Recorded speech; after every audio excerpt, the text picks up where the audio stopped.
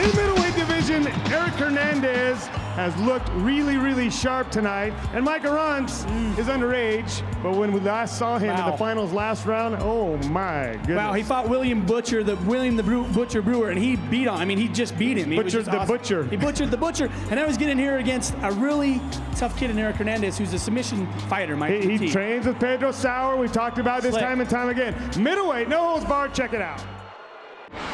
All right, Eric, start the questions off with you. Tell us, what does it mean for you to be fighting inside the cage tomorrow at the Delta Center? I'm honored to fight in such a big arena, and just excited about that goes in there. Perfect. All right, now tell us why you think you're going to win, man. What gives you the edge? Well, I'm not going to say that hard work, because I'm sure he's been working hard. I think what gives me the edge is Pedro Sauer. All right, tell us why you think you're going to beat your opponent here, Mr. Eric Hernandez. Why are you going to win? I train too hard, you know. I don't want to lose to this guy right here. You don't want to lose to this guy right here? Okay, so whether you don't want to lose this guy or you got Pedro Sauer in your corner, shake hands and best of luck to both these guys in tomorrow night's competition. Well, Johnny Ritchie, the fighters are a little surly coming out here I'm tonight. telling you, Mike Arrant, man, I don't think he likes Eric Hernandez too much. I don't know that he doesn't like him, he just doesn't have much respect for him, he thinks, you know, and you and I have dealt with this short man's complex all our lives, and perhaps that might have something to do with it. He's looking at this guy over there, he's only 5'7", 180 pounds. I could beat up on that guy, he thinks. Yeah, that's what he thinks, but little as you know, the Eric Goodfella Hernandez, Mike, is a pretty slick submission fighter. We've seen him tap out pretty much every single guy that he's fought inside our show. Well, you know, he's training with the Pedro Sauer group over there, and nobody better at submission than they. But Mike Arrant, he is with a very good group as well up there, the Maury Academy up in the Ogden area. Mike goes by the really honorary nickname of Bad Mike. Hey, those guys up at Maury Academy really made themselves known, Mike. They stepped into this round and the past rounds and shown that they might just be the new gym on the block. Well, what I've been real impressed with them, they're just clean fighters. They, you know, you can tell they're athletic and so on, but their technique is very clean, very tight. A nice kick there, Johnny Ritchie. He kicked right over the top. Kicked right over the top of his head. There. But Eric Hernandez is going to do what he's going to do, and he's going to just try to get this kid to the ground. I don't think he wants to stand up after seeing that kick, and just seeing the reach that Mike Arrant has. I think it's a good move on Eric Hernandez. Get this kid to the ground. Eric probably felt the wind off of that kick, man. It looked like that thing had some bad intentions on it. Had it landed, really would have done some damage. But this is where Eric Hernandez has always done well. Once he gets to the mat, he's very good inside the guard, and he's very calculated from here. Doesn't leave anything out there to be submitted. No, he doesn't. And you saw right there, Mike, he was trying to pass the guard. He did a pretty good job of stepping outside, but Mike Arrant, powerful kid, pulled him right back in the guard and wants him there, wants to keep him there. You see right there, Eric Hernandez stood up and wanted to strike down. And again, just remind you folks at home, that's illegal in the state of Utah. A standing striker cannot strike a down fighter. That's different than what you'll see in the UFC and some of the other fight shows around. It makes Utah a little bit different. But Johnny, in my opinion, it keeps fighters fighting a lot longer as well. Oh, absolutely, Mike. You know, it's the longevity of these guys that we really care about and their safety. And, you know, we're fighting week after week, and no other show on the planet's doing that. So these guys have got to come back and be willing to be in a good position. But you see right there, Eric Hernandez gets full mount, and this is exactly where he wants to be. Sneaky, sneaky, sneaky kid. But he did keep his base there. Mike Arrant, a strong kid, longer and stronger than his opponent here, was able to get the reversal.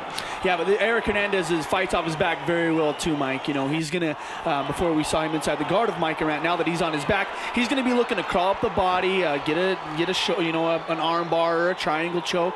He's going to stay busy underneath. And right now, he's just kind of hanging out with his legs crossed there, just maybe looking to let his opponent burn himself out just a little bit. He's found himself up against the cage, though, and took a nice knee across the side of the face. Well, that's excuse me, a nice elbow. Yeah, that's dangerous there, Mike. You know, you get against Mike Arrant, put you against the cage.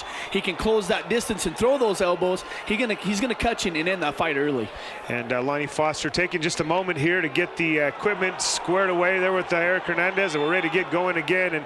And as you mentioned earlier, Johnny, Eric Hernandez got be a little bit leery about the kicks and the stand-up technique here of Mike Arrant. But you see that takedown, it almost looks slow motion. He just kind of grabbed him and they just kind of fell to the mat nice and soft. You know, it was nicely timed, though. He waited till Arrant planted his feet and threw those punches and just came right up underneath it and did a nice job of taking his opponent down. Well, you can tell Hernandez has been working his takedowns, Mike. He has, what, 2-1 now, or 2-0. He's been taking Mike Arrant down both times. Well, I think what he wants to do is get in this position here where he can put that big banner of the Pedro Sauer up in the air, and people can read it and see where he's from. Well, he's doing a fine job of that, Mike, because as we can see, he is training with Pedro and the Brazilian Jiu Jitsu team. I got to tell you, though, that is a very big banner. You need a big ass to show that whole thing. What are you trying to say, Mike? Are you trying to say nothing? Yeah. Boy. Kind of an anticlimactic finish to the round here, Johnny. These guys came out here and you know, I think Arrant showed some good stuff on his feet, and Hernandez showed how he can take him down. We got more of this stuff when we come back.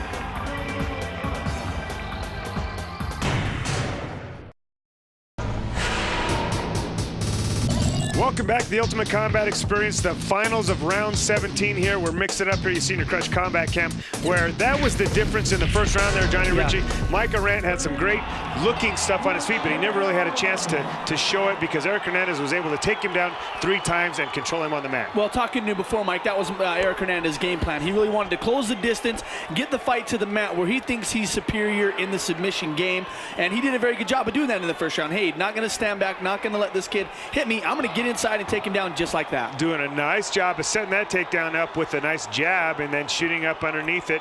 And once again, Mike Arrant showed that he had a good kicks, just isn't able to connect with them. He threw a nice kick and Eric Hernandez just dodged it. Well, he's got to close that distance just a little bit, Mike, and I think Eric Hernandez is sticking to his game plan and doing a good job of it. But let me tell you, Mike Arrant is good at submission too. He can get you. He can catch you if you make a mistake. You know, that's what people don't realize. He's a good stand-up, and your strategy is to take him down. But if you wind up in his guard, he can do some damage, as we saw last time we saw him in the cage here. He triangle choked Bill Brewer, who's another pretty good submission artist himself. Well, I think definitely Mike Arrant was the underdog in that fight, but he caught Bill, he caught the Butcher and triangled him, and the fight was over, in just a matter of seconds. So his submission is just as deadly, but I think that, I don't know, it's weird to see Eric Hernandez. Usually he finishes his opponents fairly quick, but I think he's having a tough time with this Mike Arrant. You saw Mike Arrant trying to throw that surprise triangle choke on there once again. What I'm seeing that I really like out of Eric Hernandez is that he is very patient. He's working to improve his position first, then to go to submission. And right there, he gets reversed, but it wasn't because he tried to rush that full mount position at all. He really was methodical about it and calculated in his attempt to get there. Yeah, he didn't just jump right into it, Mike. You're right. But now he's in a pretty dangerous position. Mike Arrant has got him it looks like a headlock, against the cage. He's going to try to rain down punches right here, and I don't really know what Eric Hernandez can do to get out of this position. But I think, what's he doing? Is he grabbing the cage? It looks like he might have been grabbing the cage, and Lonnie Foster says, you can't do that. Didn't penalize him at all for it, but just kind of pulled his hand off there, says you can't do it. Maybe confused Mike Arrant just a little bit, though, it looked like. Well, that's a dangerous position for Eric Hernandez to be in. I think he's going to have to do whatever he can to get out of that, which he's doing right now. Comes out the back door, and now he's in a pretty good position right here. This Hernandez is just getting better, Johnny. He's very, once again, calculated in what he does, and did a nice job. Patiently worked his way out the backside there. Took a couple shots in the process, but got his way out and didn't panic at all and did a nice job. I'm not sure if Eric Hernandez should work that full mount position, Mike. I think he's doing a pretty good job from this. Seems like every time he crawls on top and gets full mount, Mike Arrant just kind of reverses him and rolls him over. He doesn't keep his wide base once he does get on top. It's a very good point. He may want to fight from side mount here. Looks like he's got good control from this position. Maybe you may want to consider doing that. Yeah, well, he does. He works for full mount. He gets high inside the armpits of Mike Arrant. And this is where Eric wants to be, but right there, that Mike Arrant is a powerful, powerful kid. Well, Eric Hernandez is no bull rider, that's for sure. That's a tough round to score, Johnny Ritchie. Really kind of back and forth seesaw action. Sure. Once again, Eric Hernandez, Mike, I want to say he's pressing the action. Just looks like he's really pushing forward and trying to get, put Mike Arrant in a bad position where I think Mike may just be kind of laying around. He's getting the takedowns, but Arrant did have him in a really tough position against the cage there with a headlock and landed some pretty big punches. That, to me, was at least an equalizer, if not something that may have given him that round. But this whole fight has been very slow pace, and those are hard fights to score because the action and the improvements that these guys are making are very slow. Very slow, very subtle. They're not really doing anything that's too exciting. Every now and then get Mike Arrant to throw a big kick, but there you go, Eric Hernandez looking to get the takedown. Lonnie's telling him again, he took a point away. Wow. He's grabbing the cage and pinning him against the cage and you cannot do that. You cannot hold the cage at all, period. Well, yeah, that is true. But I mean, he did a good job of defending that takedown there, getting his hips back, making an adjustment to keep Eric Hernandez away from getting that takedown. But I didn't see where the cage helped him any. But you know, again, that might have been just the angle we're seeing this at here. Yeah. Lonnie Foster's got certainly a much better angle than we do. Well, you know, and before the fight, Mike, we make sure that, you know, with the athletic commission and the referees, make sure to tell these guys, hey, whatever you do, don't stick your fingers through the cage, because we're not going to tolerate it. We'll ding you. We'll ding you points if you're going to use the cage to your advantage. That's a great point, Johnny. And it's hard to say, once again, from where we were at, but who knows, had he not grabbed the cage, would Eric Hernandez been able to secure the takedown? Sure, yeah. And now a strange move, a headbutt to the shoulder, which Lonnie Foster is lecturing him on again. You can't headbutt. You cannot headbutt. It's illegal. You can't headbutt. And it does it again. That's a really strange move. I don't know why you would do that. I don't know why you do that, but I could see where it might be dangerous. You know, if Eric Hernandez was to move his head, he might go noggin to noggin and get split open. So, yeah, I don't think you should be doing that, Mike Arrant. I don't know if that's what he needs to do. He needs to open up, sit up, and start throwing some bombs, throw some elbows from within the guard, or get out of the guard. He's getting very frustrated, you can see here, and it's really nobody's fault but his own. He's kind of doing some strange things. He's got all the skills, Johnny. He's got all the tools to be a great fighter. Just got to keep his head about it. Mike, you know what? And let's talk about this. How young is he? I mean, the kid's young. He's a baby in this game, and so he's got a big future ahead of him if he continue to stay on this kind of path. But, you know, he's young. And Eric Hernandez is maybe a little bit more weathered. He's been in the cage. He's been in a few more times. But Eric Hernandez now realizes that all he needs to do is hang on. He's got 30 seconds left in this fight. With that point deduction, regardless of how you scored the other 2 rounds, you really are in a good position here. I think Eric Hernandez clearly feels like he won that first round with the 3 takedowns. And now the point deduction. Really, Mike Arrant has a large hill to climb here if he wants to try to win this fight. He does, Mike. You know, in a position like this where it's almost like in wrestling when your last ditch effort is to do a head throw to get it's a 5-point move. Hey, stand back up and look for the knockout. Maybe. Well, with 2 seconds left, that's not going to happen. Clearly, Lonnie Foster's going to step in, and this is the end of this fight here. Mike Arrant, I hope he grows from this experience. I mean, this hopefully was a learning experience for him. He did have several situations where he was grabbing onto the cage. You can't do that. One of the things that separates us from a street fight, Johnny, is just that we have rules. We have rules, yeah. You have rules that we have to follow. Let's listen to the judges here real quick.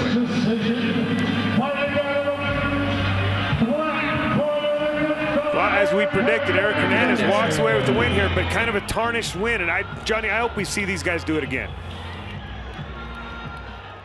This post-fight interview brought to you by Global Marketing Alliance. They need motivated sales associates looking to make a 6-figure income. Call 486-4221.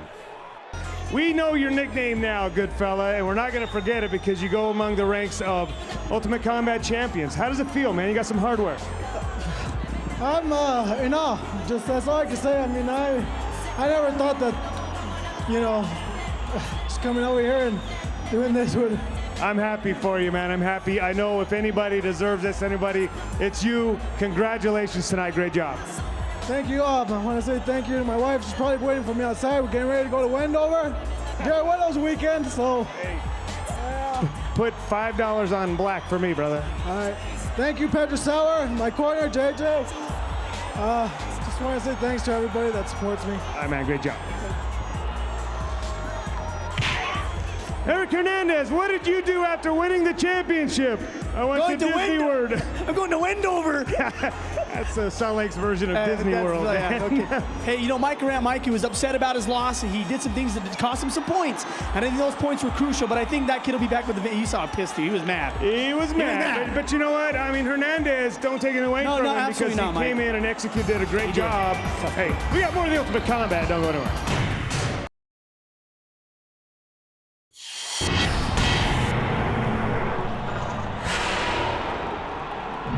Another kid coming from the East. Came all the way from Nebraska tonight. Luke Caudille, and I'm telling you, he comes with a pedigree. The kid is tough. Well, I was talking with some tough guys. He's a tough kid. I was talking to Donnie Raines before, and Donnie goes, this kid's the real deal. I tell you what, Dave Moench is a rising star in the UCE, Mike, and he's been beating people left and right. His friends make fun of him. They said he's got a little head like Beetlejuice. So he just doesn't look all that imposing. But he is tougher. He's a tough kid, and he's long, and that's what I think where he's going to have an advantage. I think so. Lightweight, no holds barred. Check it out. All right, David, start the questions off with you. You're always the one not to really talk any smack. Want to see if you got some tonight. Tell the people at home, what does it mean for you to be fighting inside the cage at the Delta Center tomorrow? There's going to be a lot of people watching. They're going to want to see a knockout. I'm going to give it to them. All right, you're going to give him a knockout. Tell him why, man. What gives you the edge? Why are you going to walk away the victor in tomorrow night's competition? Got a little reach on the guy. I'm quick, and I hit hard. All right, he's quick and he hits hard. Little Hulk, what do you have to say about, man? What does it mean for you to be fighting inside the cage tomorrow at the Delta Center? It's a good thing. I've heard a lot of good things about Utah and the big cage and everything. And apparently this guy don't know who I am, and I go to state to fight, and I represent and throw down. So. Oh, all right, he represents. Now tell us, why are you going to walk away, man? Give us a preview. What's going to happen tomorrow? Well, he can try to knock me out, but he's the one that's going to go down on the ground. So I'll just let my fighting do all the talking tomorrow night. All right, let all his fighting do the talking. Both you guys shake hands. Best of luck to you tomorrow inside the cage. Well, Johnny, a couple guys that really don't need to talk themselves up, and especially here locally, David Moench has a reputation. He's just been knocking people out, and his opponent feels like, hey, you'll see exactly what I'm all about. Yeah, you'll see what I'm all about. David Moench training down there at Absolute with Steve Sharp and Robert Densley and that whole mix of guys. They fight a lot alike, Mike. It's weird about these guys. It's like they train together. Some gyms have their specialties. The fighters are good at one thing, but these guys all fight the same. I think they're like cloning each other over there, because they do. They all look alike. They're all built alike, and David Moench is no exception. But this Luke Caudille kid really comes from some solid stock. He's 5'10", 170 pounds. They call him the Terrible T, but he trains with really some of the best fighters in the business. In the business, yeah. You know, talking to Donnie Raines, and we all know Donnie Raines is the resident MMA. I guess he's like the brainchild. Everything that's involved in MMA, Donnie Raines knows about, and he told me. They call those guys groupies. Groupies is what it is. He told me that this Caudille kid, you know, is the real deal. He's a tough kid. He's seen him fight. He's heard stories about the guys that he's beat. So this fight's going to be very interesting to see, Mike. Well, you know, once again, the up-and-coming star, this David Moench is, he's not afraid of anything. No. He absolutely is not afraid of anything. He says, in fact, the more he heard about this kid, the more he wanted to fight him.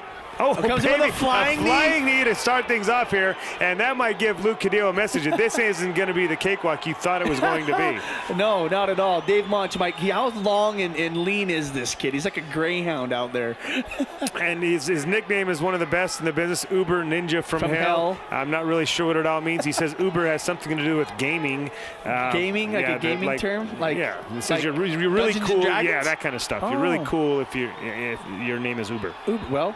Oh, but he gets... Man, he gave up full mount position, and this Luke Caudille is a kid you don't want to give up full mount position to. But once again, Luke's squeezing him right here, and most guys might tap, and most guys might be straining down there. I think Uber Ninja is just kind of chilling. He's just chilling. He's relaxing. That ain't bothering him too bad. Looks like Luke's kind of looking for maybe like a shoulder choke or something, but he slips out of it and not a big deal. And that's how a long kid can cause fits for you. He's really long and has got leverage in just about every situation. Able to get out of that position. Great job by David Moench. And another knee that landed. I mean, that got Luke. It landed right on. It looks like it hit him right in the chin. That caught him on the chin, and right there Uber's committed just a little too much to it. Elbow that went over the top of his opponent there and was able to get underneath it and take him down. Well, you know, we like to talk a little bit about game plans and strategies for these guys, and talking to him before. I mean, David Moench's strategy was to stay up on his feet. As you can see, that does make sense. Why? He's about 2 feet taller than Terrible T, but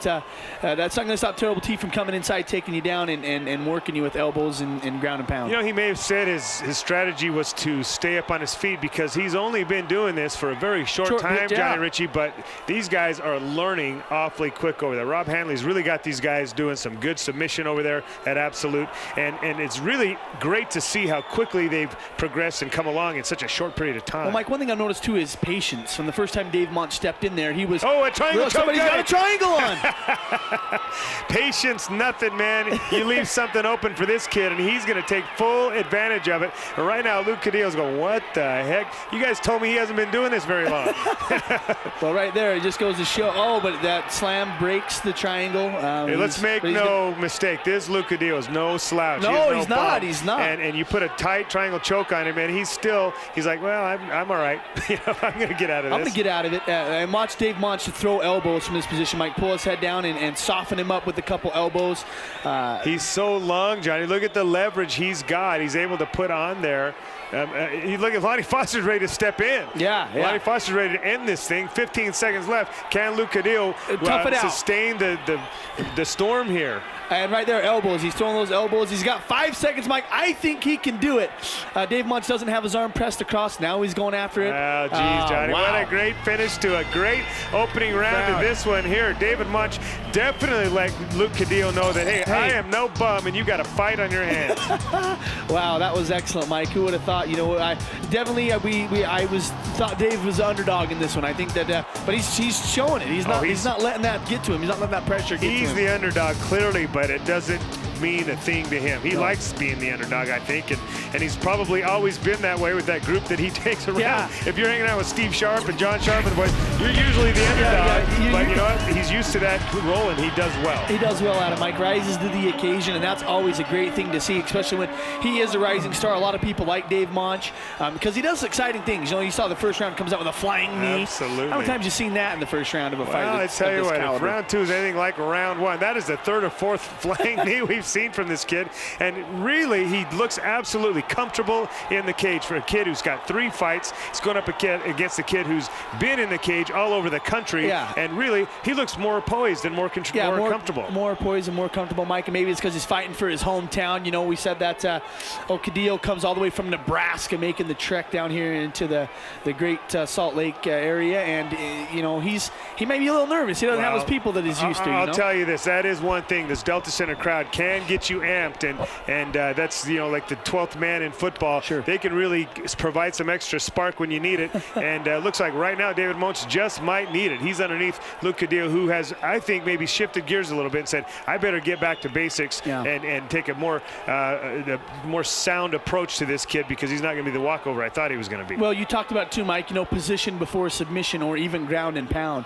You know, you got to be in the right spot at the right time, and I think that's what Caudille's going for. He's going for that. You know, right now maybe it looks like he might even be looking for a shoulder, trying to jump all the way across the body.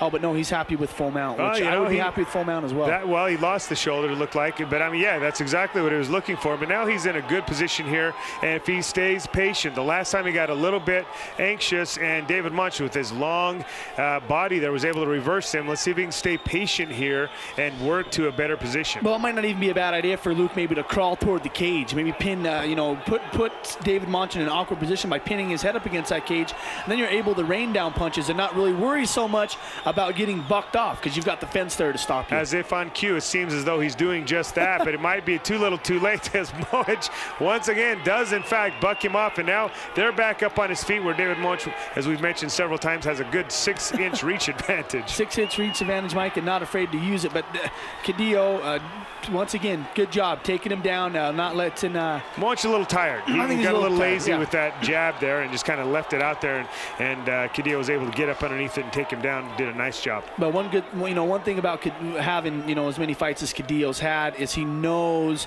maybe what it takes as far as conditioning is concerned to get in there and fight, you know, 3 rounds in 3 minutes. But Dave Moench is in a bad position right there with his arm pin. Took some big shots right there from Luke Caudille, and those are shots that will leave an impression on you. Doing a great job of isolating that arm so he can't defend himself, and he's looking for David Moench to do just that, to give his arm up to him, and did a nice job of landing some big left hands. He did, Mike. He had that arm scissored in between his legs and just rained down the punches, and that's what we like to see. A lot of guys will kneel on that arm, but he did a good job of scissoring it in between his legs and really isolating his head. You can clearly see the experience in this kid. He's been here before, and really is the master of what he's doing right there. Clearly, in my opinion, Johnny Ritchie, round 1, David Moench, round 2, Luke Caudille. Johnny Ritchie, round 3 when we come back.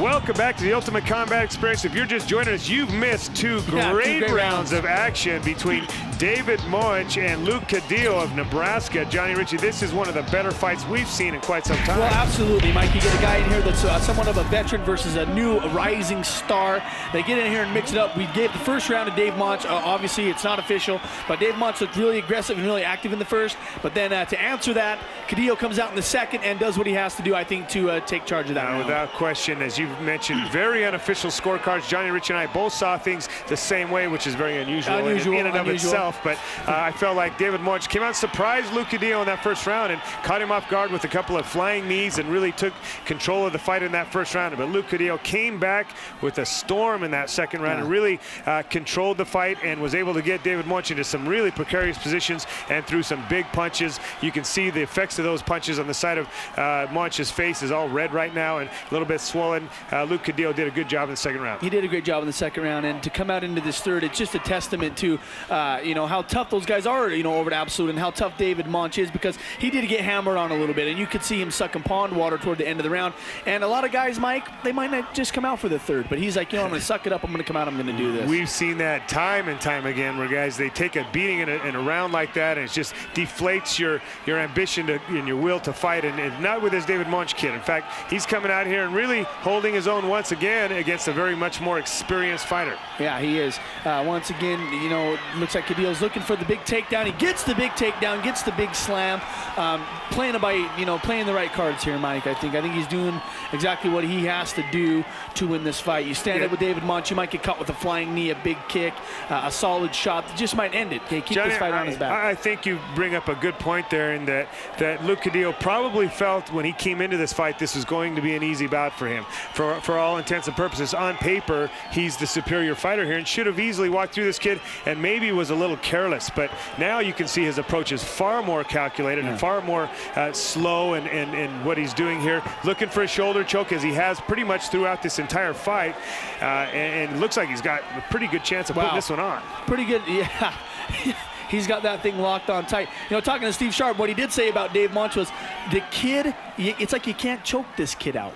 I've put this kid in moves. I've tapped out 95% of the guys I've fought, and I cannot get Dave Moench to tap with the choke. Well, once in a while, that Beetlejuice head does pay off.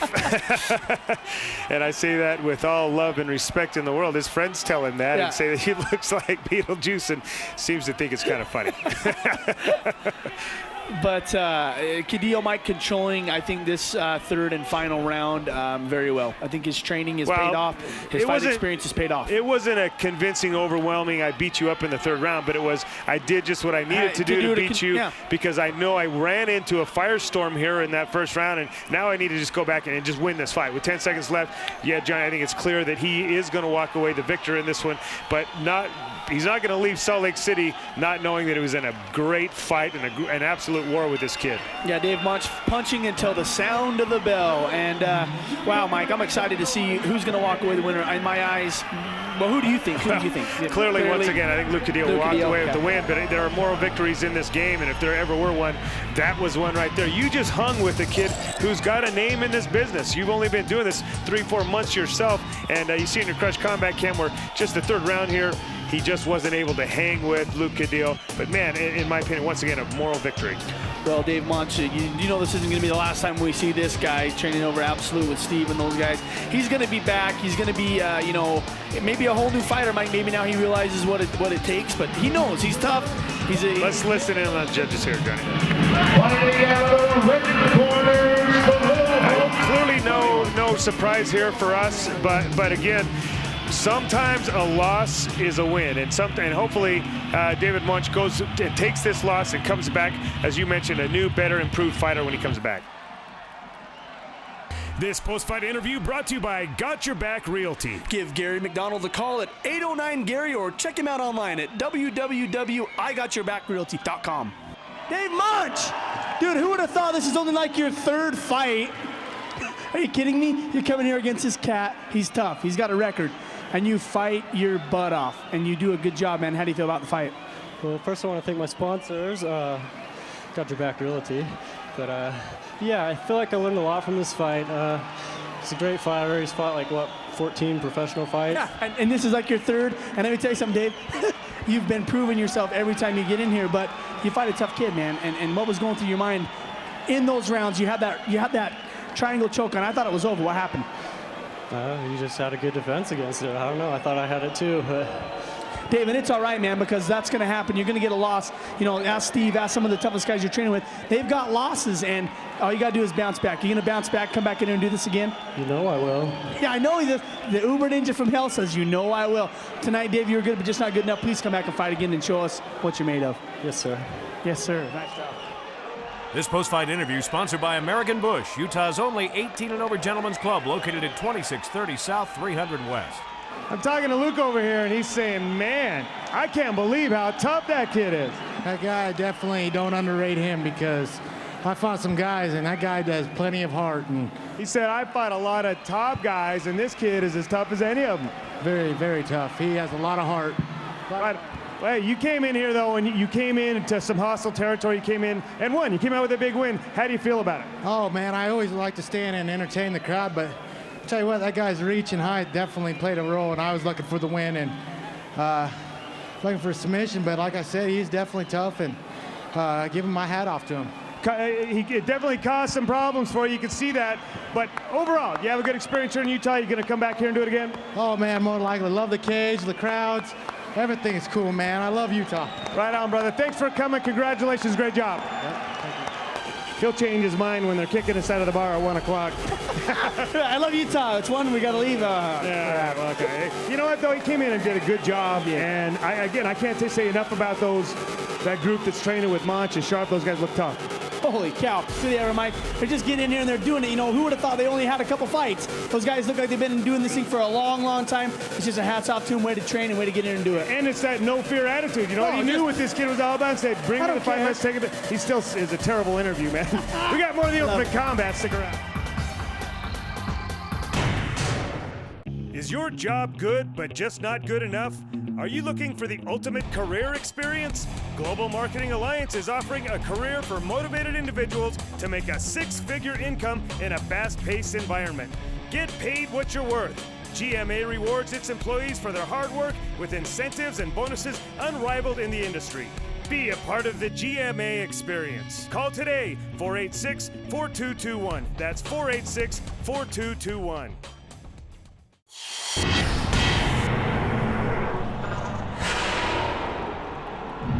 Kick this Utah versus the world thing off tonight. Utah versus who tonight, Johnny? Oh my gosh, Rocky Johnson coming from Colorado.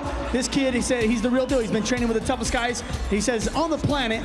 And he's mixing up with a guy we know and love, John the Blade Sharp, man, baby. Sharp says he's going to hold home court. Rocky Mountain High is going to happen right here. Oh, man. But lightweight, no holds barred. Check it out. All right, John, start the questions off with you. First off, tell me, what does it mean to you to be fighting inside the cage at the Delt Center tomorrow? I'm ecstatic, man. I'm so excited to be finally getting in there to fight. I've cornered Steve for a year now. Now it's my time to get in and show what I got. So I'm real excited. Perfect. And what do you have to say about your opponent coming all the way from Colorado to fight you, man? Send him a message. Why are you going to win? Well, you know, he came from Colorado. I feel bad because it's kind of a long drive to go home with a lose. But this is my hometown, and I'm here to make my stand. You're getting knocked out, man. I'm sorry, but you're getting knocked out. All right, he's calling it right there. You're getting knocked out. Rocky, turning him over to you. Tell the people at home, what does it mean for you to be fighting inside the Delta Center tomorrow, inside the cage? I don't know much about the Delta Center, but I drove 700 miles and come out to here and kick ass and take names, and I don't have a pen. Oh, okay. All right. Rocky, tell John Sharp and the people at home, why are you going to walk away the victor? What gives you the edge? I train with some of the toughest guys in the business. I haven't lost in over a year. I don't plan on having a loss tomorrow. All right. Well, either way, you guys shake hands, and best luck to both of you inside the cage tomorrow. All right, Johnny Ritchie, really and truly a Rocky Mountain Rumble here. Yeah. Got the Mile High State represented by Rocky Johnson, and Utah is being represented by no tougher kid than John Switchblade Sharp. Switchblade Sharp, Mike, stepped into the game in the shadow of his brother, following the footsteps, and really has become his own man inside the MMA game. No, he's no longer in anybody's shadow. No but way. I'll tell you, it's funny that you mentioned that. He did. He was cornering his brother for so long, and everybody kept saying, why don't you get in there? My mom won't let me because I've got dental work, and she's not. Well, now I'm a big boy, and I can make my own decisions. And I tell you what, Johnny, people questioned how tough he was going to be. He is that tough. He is tough, Mike. He's a powerful kid. He's calculated. But Rocky Johnson, Never seen this kid before, but heard great things. Heard he's a phenomenal wrestler, which John Sharp has a tough time with. He's got a tough time going up against the guys that have a little bit of wrestling background. Rocky's also, I believe, a black belt, if not a second or third degree black belt in Taekwondo, I believe as well. He's got great stand-up. He's a kicker slash wrestler slash everything. He's got the whole package here. Well, if it's up to John Sharp, Mike, he wants to fight on his feet. He'll be the first one to tell you that he does not want to go to the ground. And I don't know if Rocky Johnson knows that, well, Mike. You know, you got a kid right. He went to the ground, but you got a kid. He's a little bit older. He's well into his 30s in Rocky Johnson. He comes out with two knee pads on, or knee braces. That tells you the kid's probably a little bit weathered, maybe similar to myself in some ways. Yeah, you can tell that he spent his time in the wrestling, Mike, because that was a good double leg takedown. That was slick. Slick. It was very slick, and it looked like, you know, the Absolute crew was working on that flying knee or some really flashy stuff right off the bat, and perhaps Rocky Johnson anticipated that because he came right up underneath it and took his opponent down. And now he's just kind of jockeying for position here, Mike, maybe looking for north-south. This is a good position to be in. You can isolate a lot of things from this position here. You can get about John Sharp. Unless you're fighting John Sharp, because he can make it very difficult for you to isolate things. Kid's tough and keeps moving. Constant motion isn't going to settle in and just give you a quick, easy submission. No, he's not. He's not at all. And even on his feet, you see he's dancing and bobbing and weaving. And oh, that was a good knee right to the stomach there. These guys have really been working on their stand-up game, and it shows right here.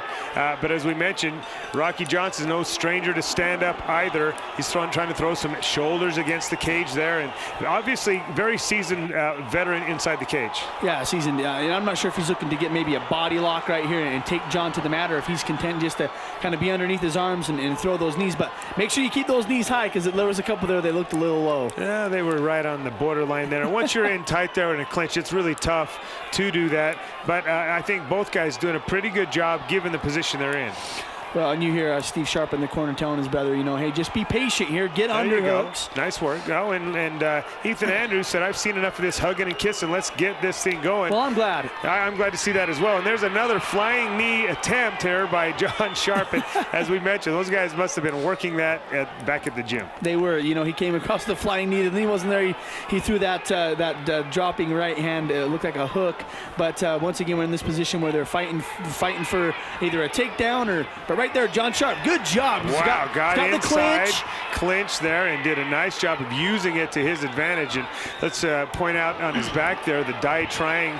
It's in salute to his friend that just passed away. You saw it the first of the show here. Now they're in a clinch here, and Rocky Johnson landing some big elbows. Yeah, this is what you like to see, Mike, a little back and forth action. And I'm glad that Rocky had decided to keep it on his feet. But now he takes him to the ground. Nice takedown. Speaking of on your feet, this Delta Center crowd is on their feet watching this one because this is exciting. And this is really a great way to get things started with your two guys in the first round here going at it. Going at it. You know, this is what pumps people up. You know, the first round of the fight, Mike, can determine a lot of things. And if it's boring, the crowd could care less. They're going to go up and get something to eat and get a drink. But if it's exciting, they're not going to move. They're going to sit in their seats and they're going to watch this action. That was a good first round. That was great action, a tough one to score, Johnny, and I'm not even going to try to do it, but we're going to come back. We got 2 more rounds of this, hopefully, when we come back. If you like the Ultimate Combat Experience television show, you have to come see us live.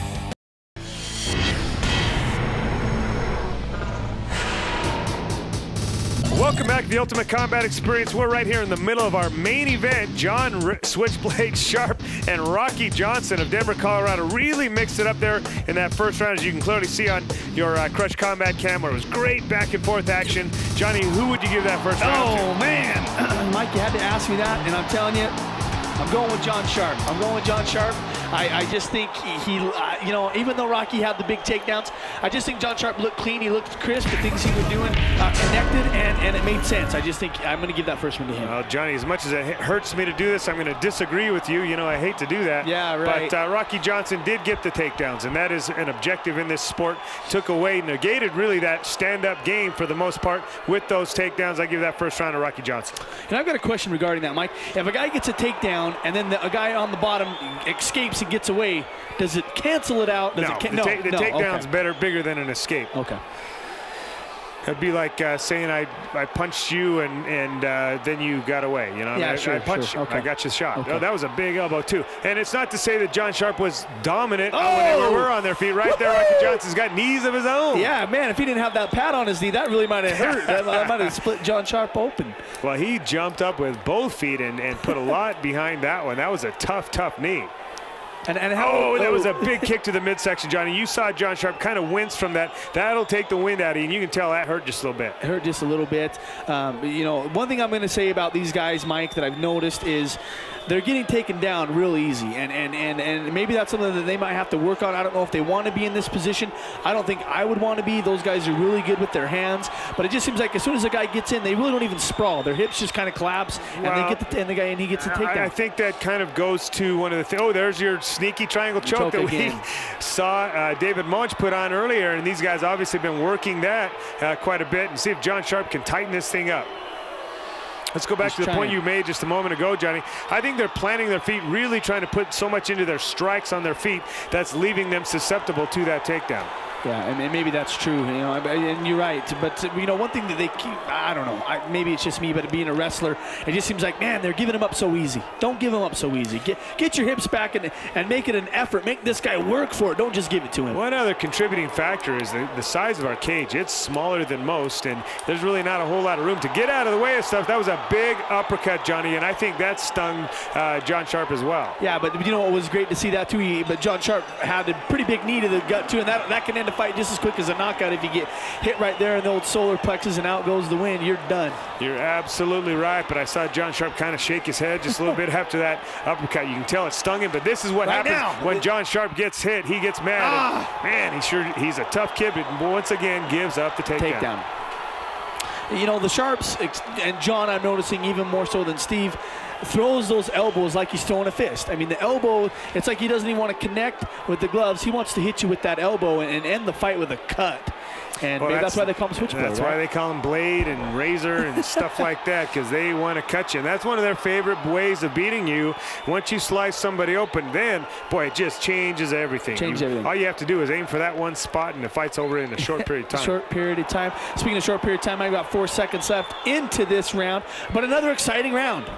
Another exciting round, and I know you're always going to pick the hometown guy and say that he won because you're kind of a kiss up like that. Oh, shut up. As much as I love John Sharp, I think he's getting beaten this fight, and I'll tell you, I don't like seeing him get beaten. I think he is clearly getting beat in this fight. Well, you know, I don't know if it was he was calling it the way it was, but before the fight he said, hey, this kid's a wrestler. I have a tough time with these guys.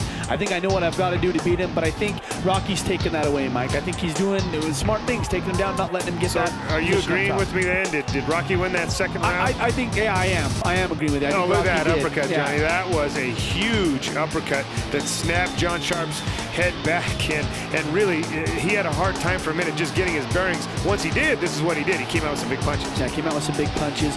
Rocky does get the takedown. Unfortunately for John Sharp, I think if he could have kept it on his feet right there, he smelled the blood. He was going for it. He wanted to end it. Well, Johnny, you said John Sharp might have smelled blood. I think he was tasting blood there because he got cracked a few times there, and really that uppercut was a devastating blow. It did, Mike. It split his lip, but I tell you what, he dropped that big elbow on Rocky Johnson's eye, and I think he cut him right there with that shot. Johnny, that uppercut would have knocked most people out, and once again, as we mentioned, John Sharp just came back with a vengeance, and now look at him. Look at the new energy that he has, and I think John Sharp just hates to lose so bad. So bad. And he senses that he's probably losing, that he's coming back here, really putting it all out there. Well, he knows he's got to do. Wow, we saw this a little bit earlier tonight, too, isolating an arm, Mike, and dropping down some punches. All of tonight's fight have been really good, Mike. We have basically 3 main event fights tonight that could have been at the top of our list on this card. And Johnny, they were all solid 3-rounders that were battles of attrition that really that showed what these Utah fighters are starting to become. They're becoming just tough, legitimate, world-class fighters. Well, right there, John Sharp going to the ground, finding his way to get back onto his feet, but Rocky Johnson does have him pinned against the cage. And Ethan, you know, that's what I love about Ethan is he's not one to stand there and watch the action. He's going to get in there and break it up. If you're not doing anything, you're just laying around, he's going to stop it. Let's get him going, but Rocky Anderson really seems to have John Sharp's number now, and what a beautiful takedown, as we mentioned in the first round and second round. He just slick. He slides up underneath and gets that takedown just solid as could be. Well, last time Rocky Johnson had had John Sharp in this position. John found a way to get out. And I think right here, you know, it looks like maybe Rocky's maybe looking for an arm bar, maybe isolating that arm.